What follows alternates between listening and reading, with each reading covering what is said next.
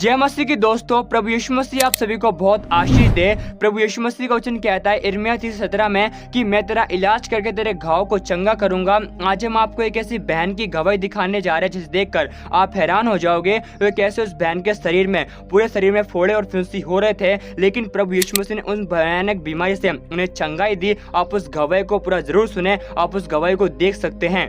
दुख पे दुख छाए हुए थे। 2 साल तक किसी भी लड़की को इतना दुख नहीं मिलना चाहिए।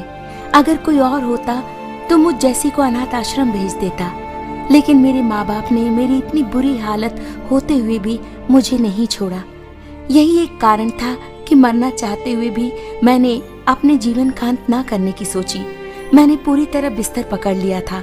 खाना पीना सब कुछ मुझे बिस्तर पर ही करना पड़ता। मैं अपनी माँ से कहती मेरे खाने में कुछ जहर मिला कर दे दो ताकि मैं उसे खाकर मर जाऊं। मेरी माँ कहती कि मैं उनके जीने की एकमात्र वजह हूँ। अगर मैं मर जाऊंगी तो उनके जीने का क्या फायदा होगा। मैं अपने पिताजी से पूछती कि मैं कब ठीक हो जाऊंगी और दूसरों की तरह सामान्य जीवन कब जी पाऊंगी। क्या मैं जीवन भर ऐसे ही रहूंगी? मेरे पिताजी मुझे सांत्वना देते और धीरज धरने को कहते। उनकी खातिर मैं भी चाहे जितना भी दर्द होता सहन करने लगी थी। कभी कभी तो दर्द हद से ज्यादा बढ़ जाता। मैं उन पर चिल्लाती और अपनी माँ को बुरा भला भी कहती, लेकिन इन सब के बाद भी उन्हें मुझसे इतना ही प्यार था और वही मुझे जीने की आशा देता। मेरे पूरे शरीर पर रैशेस थे। मैं कपड़ा भी नहीं पहन पाती थी। मैं लेट भी नहीं पाती थी। अगर उठने की कोशिश करती तो लगता कि खून निकल जाएगा। अपने हाथ भी मैं नीचे नहीं रख पाती थी। खून मेरे कानों से भी बाहर निकलने लगता था। शरीर के हर हिस्से में फुंसियां आ गई थी।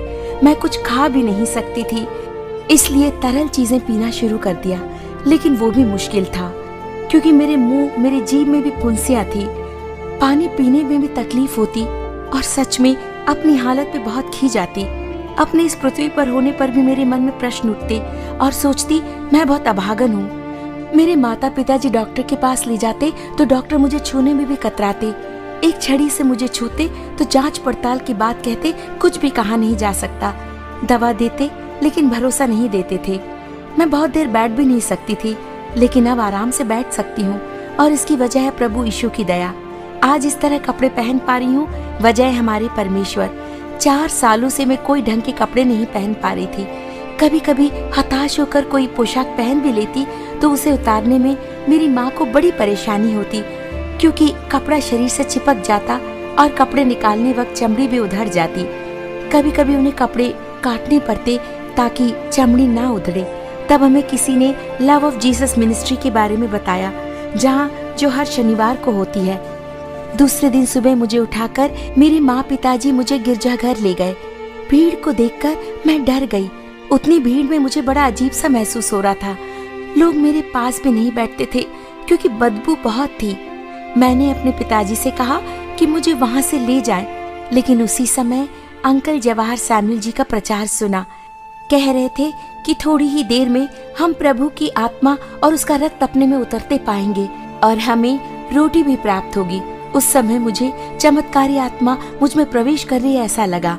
उनकी बातें सुनकर मैंने अपने पिताजी के कंधों पर सर रखा और अंकल का प्रचार सुनने लगी। सभा की समाप्ति के बाद मेरे माँ पिताजी अंकल सैमुअल जी के पास गए और अपने दुखों के बारे में उन्हें बताया। मैं चल भी नहीं सकती थी, चुपचाप कुर्सी पर बैठी थी। अंकल मेरे पास आए। मैं झिझक रही थी। उन्होंने अपने हाथ मुझ पर रखे और मेरे लिए प्रार्थना की। मेरा शरीर इतनी सड़ी हुई हालत में था कि कोई डॉक्टर उसे नहीं छूता।